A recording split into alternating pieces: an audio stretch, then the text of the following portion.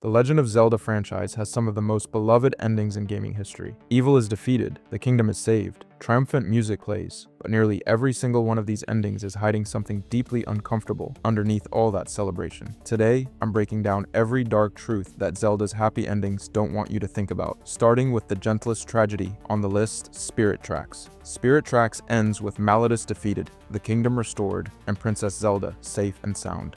Cute game, cheerful ending, nothing to worry about. Except for the part where Zelda's entire bloodline exists to be a magical prison warden. Here's the thing, the Spirit Tracks aren't just train routes, they're magical barriers keeping the Demon King sealed away. And the royal family? Their job, generation after generation, is to maintain that seal.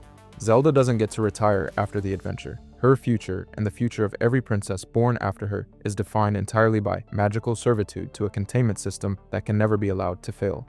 Spirit Tracks Zelda walks away from her adventure with a permanent obligation stapled to her soul. No escape clause, no retirement plan, just duty, forever, wrapped in a bow and scored with cheerful flute music, which is, not ideal. But at least her world still exists. The same can't be said for what happens after A Link to the Past, A Link to the Past. Link gets the Triforce, the literal omnipotent wish-granting relic. He holds it in his hands after defeating Ganon and wishes for the world to be restored. And it works. The sacred realm is purified, the dark world's corruption fades, and every person who was transformed into a monster or animal during Ganon's reign reverts back to their human form. Credits roll, everyone's happy. Except here's the thing, Ganon's original wish didn't just temporarily mess things up, it fundamentally rewrote reality. When he touched the Triforce and wished to conquer the world, the sacred realm itself twisted into the dark world, a permanent alternate dimension shaped by his evil heart. Link's wish cleans the place up, sure, but you can't fully unwish a wish that's already been embedded into the fabric of existence. The Triforce grants wishes. It doesn't erase them. And then there's the people. Hundreds of innocent Hyruleans spent years trapped as mindless beasts, wandering the dark world with zero awareness of who they were. Link's wish snaps them back into human form and sends them home. Great, but the Triforce grants wishes, not therapy. These people wake up one morning as themselves again, carrying years of fragmented memories of existing as animals and monsters. And they're just supposed to go back to their jobs. Nobody's setting up a support group for that, but at least those people got their bodies back. The next game on this list doesn't even give its characters that courtesy. Twilight Princess. Midna destroys the only bridge between two worlds, and she does it on purpose. After Link defeats Ganondorf and peace returns to both realms, Midna walks up to the Mirror of Twilight and shatters it, completely. This mirror is the only gateway connecting Hyrule to her dimension, and she breaks it knowing exactly what that means. She and Link will never see each other again. Here's the thing, the Mirror of Twilight can only be completely destroyed by the true ruler of the Twilight Realm. That's Midna. Once she makes this choice, it's done. Not even the light spirits can reverse it. No quest to collect the pieces. No secret dungeon hiding a backup. Gone forever. And Midna sheds a single tear as it happens. One tear, that's it. She doesn't scream, doesn't collapse. Just one tear rolling down her face while the mirror cracks apart behind her. These two clearly cared about each other. Genuinely. By dimensional boundaries, don't negotiate. The cruelest part is that Midna's decision was the right one. Keeping the mirror intact meant keeping a doorway open between two realities that were never supposed to mix. Destroying it protected both worlds. Selfless, logical, and completely devastating.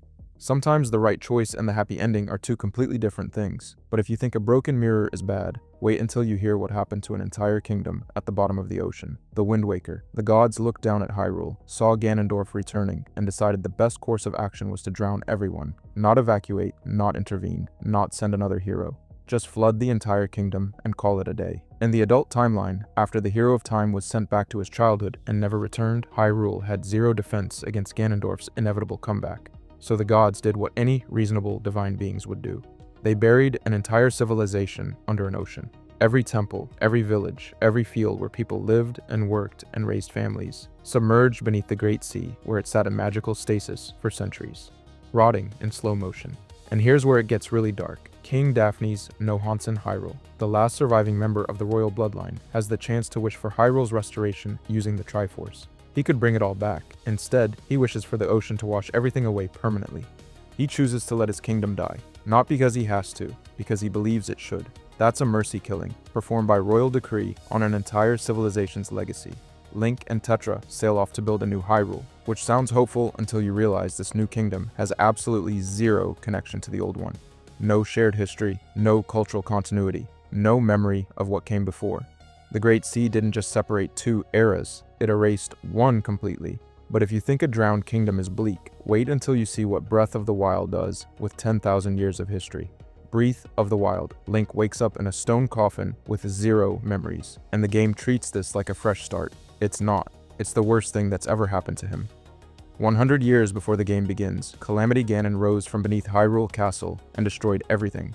The 4 champions, Link's closest allies, were killed fighting Ganon's forces inside the Divine Beasts. Not captured, not sealed away.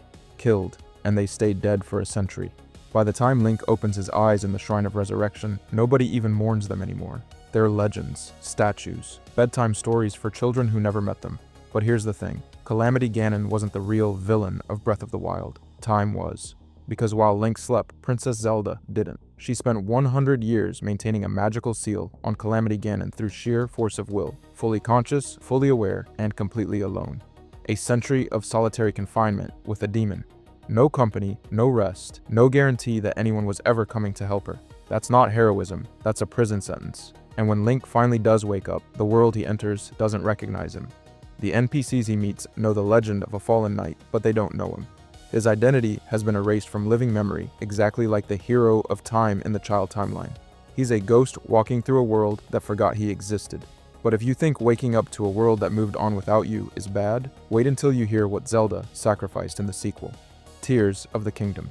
Zelda's sacrifice in Tears of the Kingdom sounds heroic until you actually think about what it means. She swallowed a secret stone and voluntarily underwent draconification, a process the game explicitly tells you is permanent. Not difficult to reverse. Permanent. You lose your memories, your identity, your sense of self. Everything that makes you a person gets stripped away, and what's left is an immortal dragon flying through the sky forever. Here's where it gets complicated. She didn't just become a dragon in the present, she traveled backward through time to ensure the Master Sword would be empowered for Link's eventual fight against Ganondorf.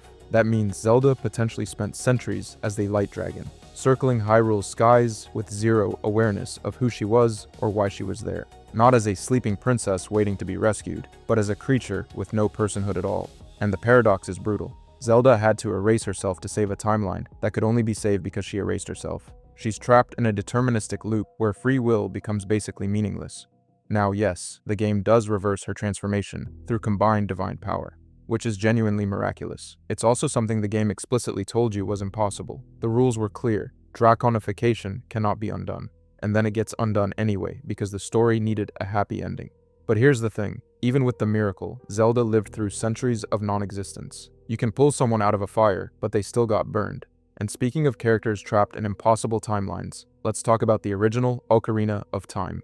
This is the one. This is the tragedy the entire franchise orbits around, and most people don't even realize it. When Zelda sends Link back to his childhood at the end of Ocarina of Time, the game frames it as a gift. He gets to be a kid again. Sounds nice, right?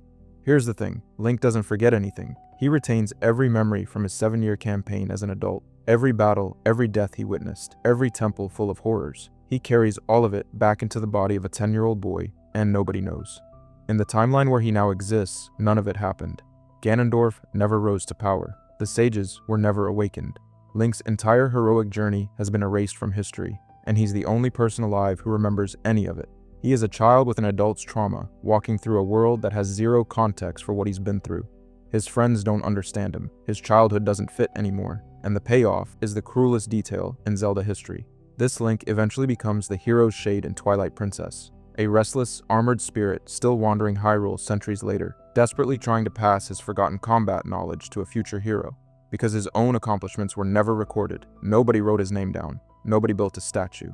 He saved the entire world, and his reward was having that victory deleted and being told to go play outside. Centuries later, he's still not at peace. That's not a happy ending. That's a life sentence. But if that's what happened to Link after Ocarina of Time, wait until you see what happened to him immediately after, because Majora's Mask makes it worse. Majora's Mask, Nintendo officially killed Termina, and nobody was ready for it. The Hyrule Encyclopedia states, plain as day, that Termina is a fabrication created by Majora's Mask when worn by Skull Kid. It was never a real place. It was a construct of dark magic given form, and once Link departed and the mask's evil was purged, the entire world and everyone in it ceased to exist. Every relationship Link formed across those 3-day cycles, Skull Kid, Crimea, Kafei, the 4 Giants, all of it retroactively invalidated as illusion. Saving Termina from the falling moon didn't save anyone, it just delayed the erasure. Here's the thing, the community is violently split on this, and for good reason. The original game manual described Termina as a parallel world, not a dream, not a hallucination.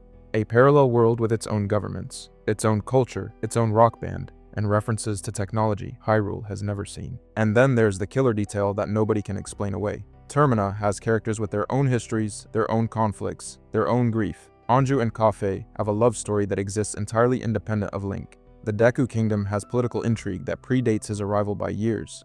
None of that makes sense as a projection from a single mask. You don't fabricate an entire civilization's worth of backstory as set dressing for one kid. So you're left with two options and both are devastating. Either Link unknowingly caused the genocide of an entire dimension by leaving, or Nintendo retconned one of gaming's richest worlds into a hallucination because they couldn't be bothered to maintain continuity. Pick your poison, I don't know what to tell you. But if you think erasing a world is bad, wait until you hear about a game that makes you do it on purpose.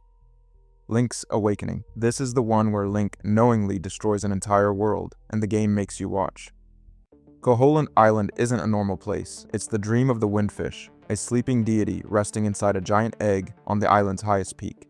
Every person, every town, every blade of grass exists only because this creature is asleep. And Link learns this. He reads it on an ancient tablet. The Isle of Koholint is but an illusion. Awake the dreamer, and Koholint will vanish much like a bubble on a needle. He reads that. He processes it. And then he goes and does it anyway. Unlike Majora's Mask, where destruction is an unintended side effect, Link's Awakening forces you to consciously choose to erase a world. Every instrument you collect, every dungeon you clear brings you one step closer to committing dimensional genocide against people who trusted you. The shopkeeper, the kids, the old man on the beach, all gone, not dead. Gone. Retroactively, never real. And then there's Marin. Marin saved Link when he washed ashore. She's kind, she's curious, and she tells Link her dream of becoming a seagull so she can fly beyond the island and see the world. Then you wake the Windfish, and she ceases to exist along with everything else. In the secret ending, if you beat the game without dying, a seagull appears flying over the ocean. Maybe it's Marin granted her wish as one final act of mercy. Maybe it's just a seagull and you're projecting meaning onto a bird because the alternative is too painful. The game never tells you which one it is, but if erasing a dream world sounds bad, wait until you hear about the curse that guarantees none of these tragedies will ever stop happening. Skyward Sword, every tragedy we've talked about in this video exists because of what happens in the final moments of Skyward Sword. Every single one, when Link strikes Demise down with the Master Sword, the Demon King doesn't beg for mercy. He doesn't scream, he smiles. And then he utters a curse so powerful, it rewrites the rules of the entire Zelda universe permanently. He tells Link that an incarnation of his hatred will eternally follow the bloodlines of the hero and the goddess. Not a threat. Not a dying villain's last words. A supernatural contract woven into reality itself. Here's where it gets really unsettling. The Japanese version of this scene uses the Buddhist concept of Rin-ne, the cycle of reincarnation, and Maunen, which translates roughly to obsessive hatred that transcends death. This isn't dramatic flair, it's a metaphysical law. Demise didn't promise to come back. He promised that hatred itself would come back forever, wearing a new face every time. Every Ganondorf, every Calamity Ganon, every world-ending catastrophe across every timeline is proof that the curse works exactly as intended. But here's the kicker. After Demise falls, his residual consciousness gets absorbed into the Master Sword.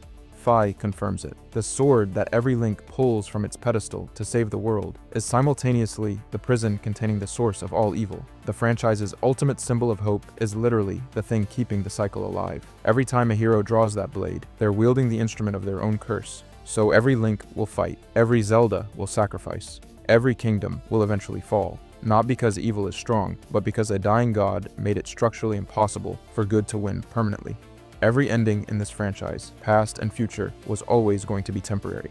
And that sword hanging in the pedestal, it's not waiting for a hero, it's waiting for the next cycle. If you enjoyed this video and want to see more, click the video on the screen now.